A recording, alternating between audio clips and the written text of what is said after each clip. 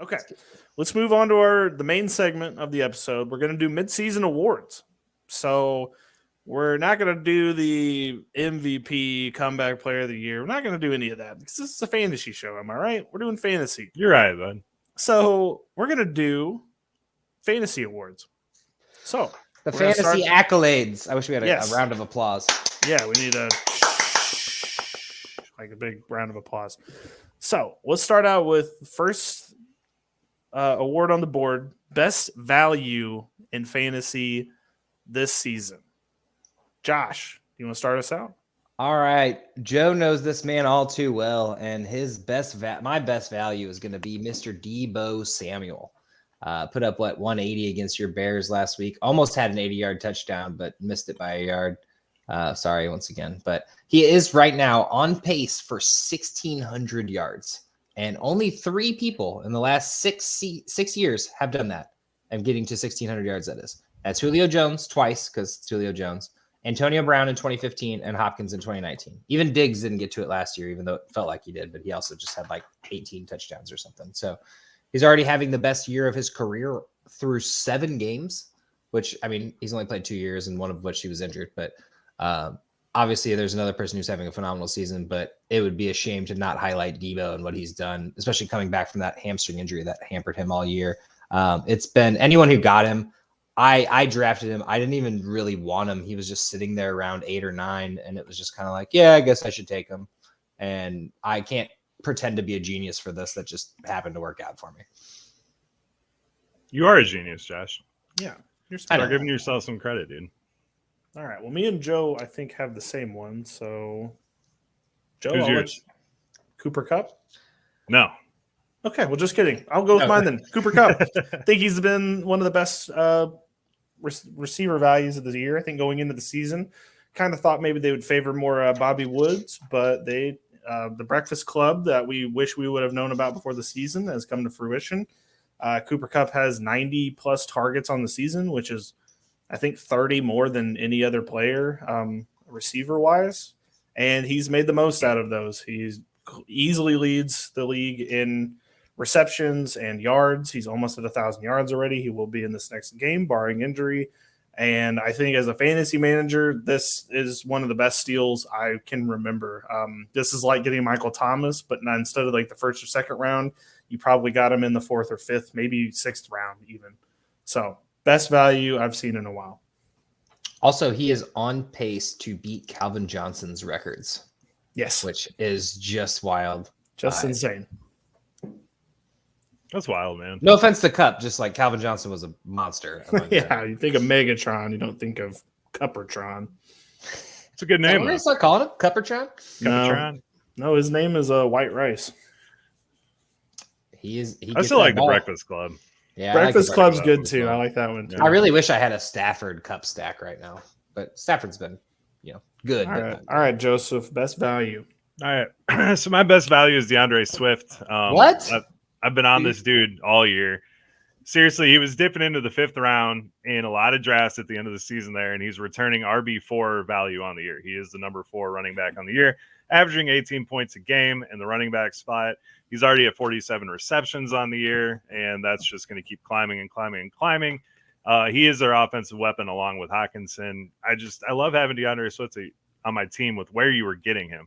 I tried to stay away from the Kupp and the Deebo because, I didn't think about Deebo, but the Kupp one was obvious. I was trying to get a little bit off the boat there, but DeAndre Swift is my best value for the year. I agree. You were right. I'm glad that I bought into that because I do have him in one league, and I got him in the 5th round in a 12-man, which was wild. I was going to say, remember before the season when he was free falling through drafts? I was so confused at why that was happening because I didn't want him in the 3rd. I'm not going to lie. The Q, man. The Q holds the power. And if you have that Q next to your name, that's when the season's about to start. I know. It's so funny. And people still to this, still right now, if you try to trade someone who has a Q next to their name, they go, I don't know. Right. He might not play this week. He's questionable. So, oh my God. All right. On to the biggest bust, back to Chicago, where Deebo Samuel had a great game. Allen Robinson did not. I put two things here because I wrote this before the trade deadline ended, and it was either I'm so happy that Robinson got traded, or why the hell did Robinson not get traded? And I'm going to go with the latter there, because why the hell didn't he get traded? He's averaging 3 catches and 34 yards per game with 1 touchdown so far. They've been basically wasting this poor man's career. He hasn't had a quarterback his entire year. At least the shitty quarterbacks he has had actually used him. So Justin Fields is there. We thought that maybe this would be the change that he needed. He finally gets a good quarterback. Well, Justin Fields is still learning how to be a quarterback right now, and unfortunately he's a mobile one, so he's going to bail and run. So, I mean, as a 4th or 5th round pick right now, the pain of anyone who owns this share of Robinson is just feeling. I know nobody wants to, but he's droppable at this point. If you need the space, you should keep him, but I get it, man. I get it. This is the week. You're not starting him, though. So no, you're not. That's the thing. The Mooney gets like 7 targets a game, and Robinson gets 4. I don't get it. And he doesn't get valuable ones. I don't know. Even Darnold or Dalton wasn't making him look good. So it's not like it's a veteran quarterback thing or anything. Yes, Allen Robinson is a good choice for a bust. Okay, this one may be the one that I can't click back onto the private chat to make sure, but I'm pretty sure this is the one that me and Joe agree on. Yes. It's Brandon Ayuk is the biggest bust in fantasy football this season. You were drafting him with the anticipation of last year's results leading into this year being a similar success. Well, 23 targets and 13 catches later through 8 games, you haven't quite recouped that value just yet. not at all. So sad times in San Francisco, and I think Kyle Shanahan is a fraud. So Joe, go ahead and take the rest of Brandon Ayuk. Yeah, 35 PPR points all year for a 5th round pick is not ideal, to say the least. You're right. I mean, everyone was drafting him based off of last year when he was the only game in town, and now you got Debo back. Kittle's coming back this week. Clearly, they just want to run the ball. Even Sanu looks really good. So, I mean, the writing was kind of on the wall here, but we missed it. I think we all assumed that it would be more of a split between Ayuk and Debo, and I don't think we missed it. I think this is Kyle Shanahan overthinking. There was 6 or 7 games where he had 20 plus points last year, and yeah, he was the only show in town at the time, but he was getting 10, 12 targets, and now he's getting 2. Like, I don't know. I dropped him in every league that I owned him in. I don't know what the hell to do with him. He's somewhat unusable. Last week, I would say, was his most usable week. He catches a 2-point conversion, but you would think without Kittle there, though, that like they would have to use someone else, but it's just Debo. And then you've seen how bad that team looks. Kyle Shanahan's in his head about what to do, and he doesn't want to play as good players because he wants them to practice harder, some bullshit that he spews every week, and it doesn't make any sense. Well, what happened to Sherfield? Sherfield's the better wide receiver. I haven't seen a whole lot of him lately. That should tell you everything. Yeah. I have picked up and dropped Ayuk at least 4 times now, so hopefully this time's the charm. Sad times. Yeah. I see him on like half your teams. Yeah, okay. Let's move on to the biggest surprise of the fantasy football season so far. Oh, man, I just saw Joe's, but I'm going to go ahead. Go ahead. So my biggest surprise is Jonathan Taylor. And so far, yes, this is my football team that we are in a league with, which I'm very excited about. But to call this a surprise is kind of tough since he was ranked in the top 10. But I think it's a surprise to all of us. I mean, at least me and definitely Joe. Joe had reservations about Taylor being a top 10. I have outstanding fireball bets about him. So I'm fine. Do you? Yeah. Oh, well, let's get to those in a second because I want to hear those. But in my eyes, rightfully so, I think this is a big surprise here because Billy and I both had him in about 8 or running back 8 or 9, I believe, in the beginning of the season. I didn't actually look, but other rankings had him in the top 4 or top 5 running back, and I'm just saying that I didn't think anything like this would happen with him. His involvement in the passing game has been significantly increased, and Frank Reich is using him well with dump offs and basically letting him run instead of only running him directly up the middle. So, and so the last 5 games, he's averaging 135 yards on 18 touches, whether that be through the air or on the ground. And that is RB1 numbers right now. And honestly, with Henry being out and this workload staying consistent, which I don't see why it wouldn't, he could be RB1 on the season at this point. And anyone who invested that with the 8th pick or the 7th pick is probably feeling pretty good right now. What is your outstanding fireball bet on this though? I don't see it written down.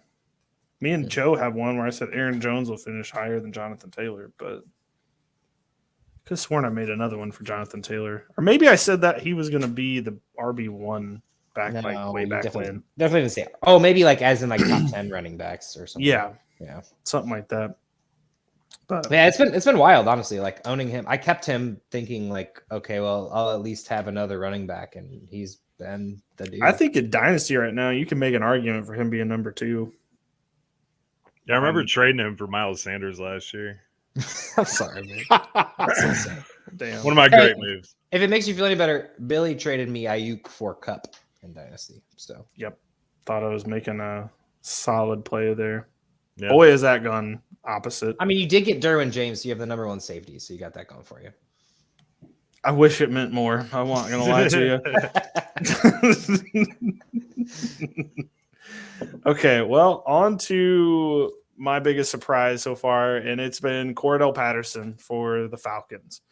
None of us saw this coming. Anybody out there who told you this was going to be Cordo Patterson's breakout, they're lying to you.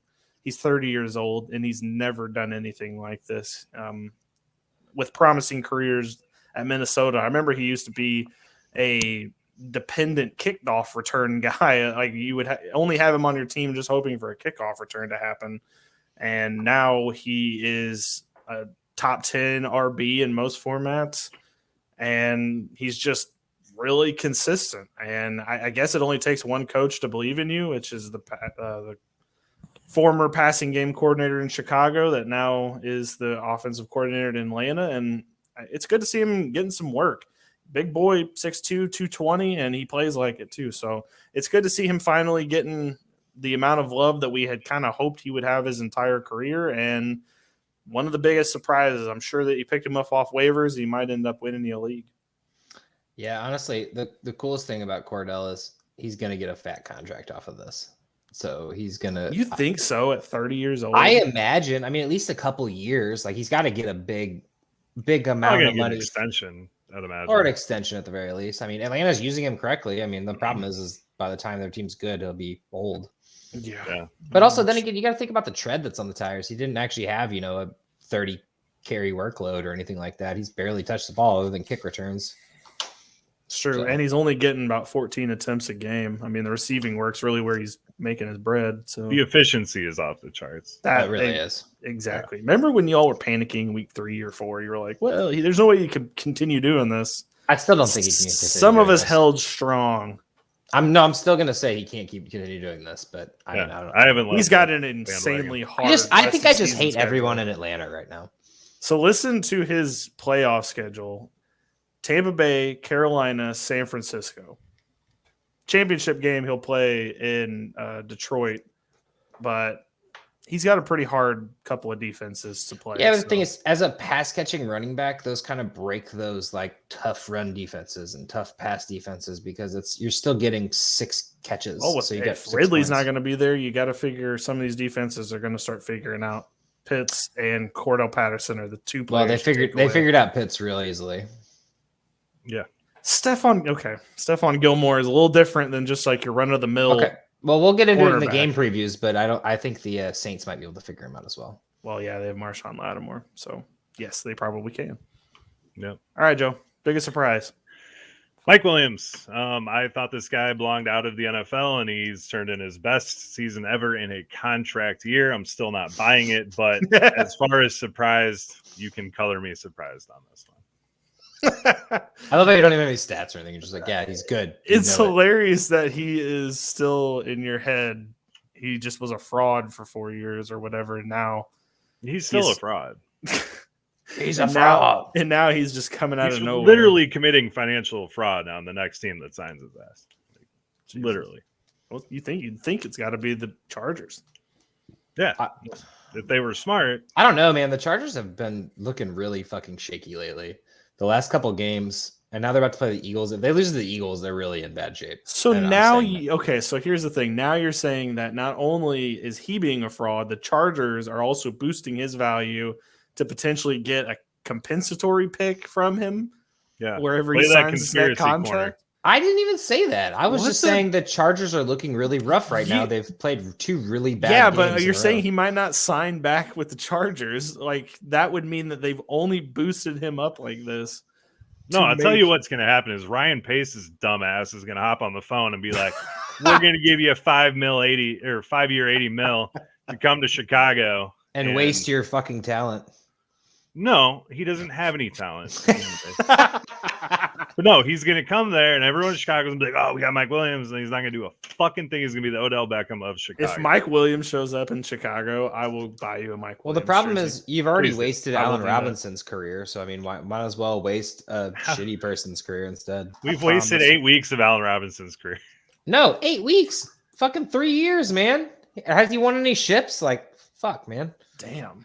All right, I'm just pissed off about Allen Robinson's draft pick. I should have drafted McLaurin. I don't know what I was fucking thinking. Fucking Oscar the Grouch over here. That's what I'm hearing. All right. Let's move on to number 4. Bitch, I live in a trash can. All right, Worst rookie award, Josh. All right, so I took this shit seriously when you said this. I didn't even think about like later round picks and stuff. I just went straight up like top 10, which my boy did make it, Mr. Devontae Smith. And honestly, this is more just a recency bias on my opinion here. He's actually had 4 decent to good weeks, like 10 to 20.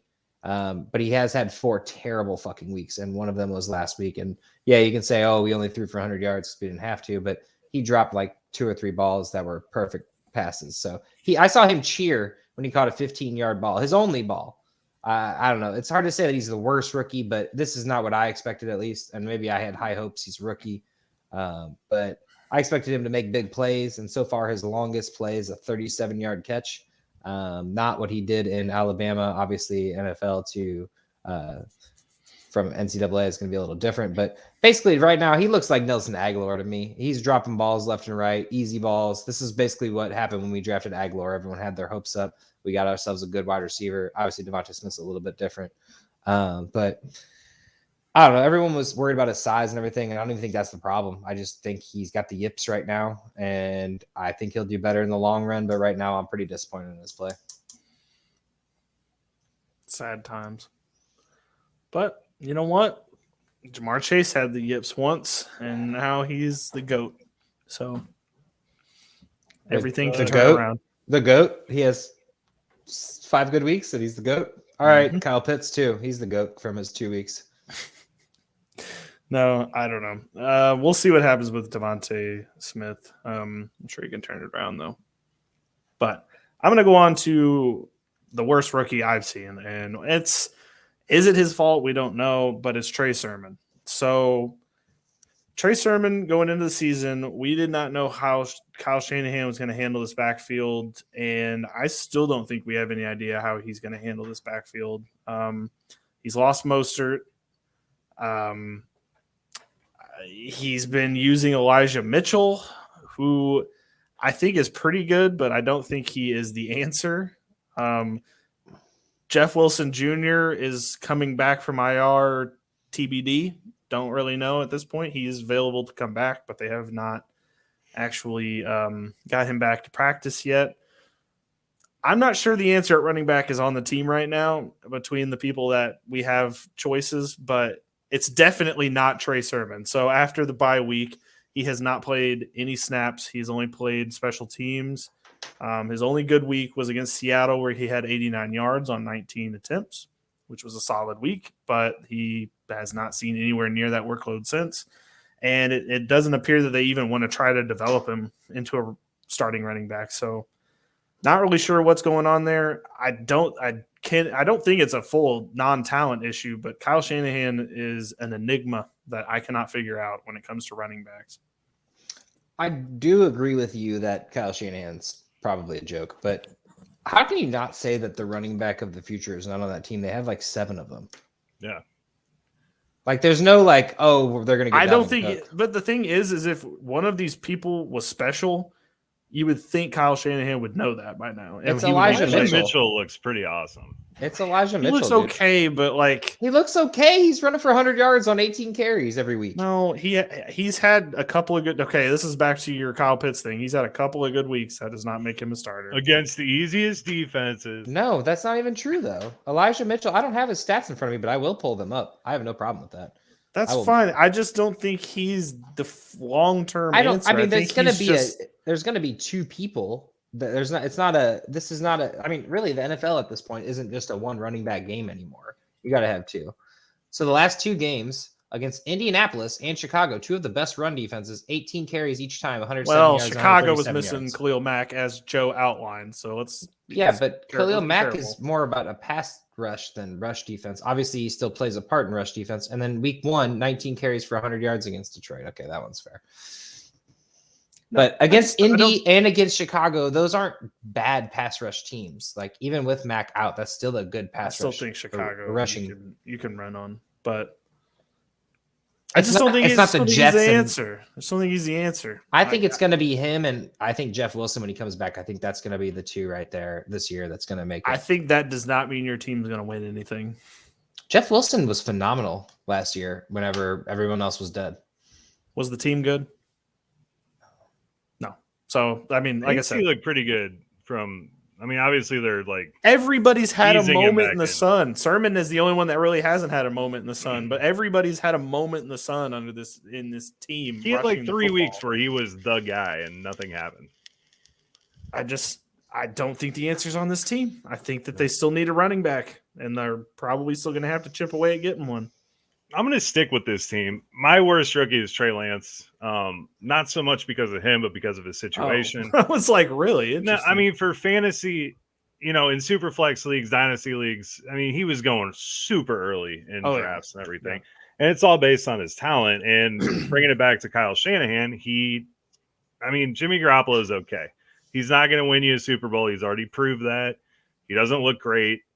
Why don't you just throw the rookie in there? I mean, you guys have a really bad record. Why not throw the rookie in there and see what he can do? When he's got good legs. I mean, he ran for what?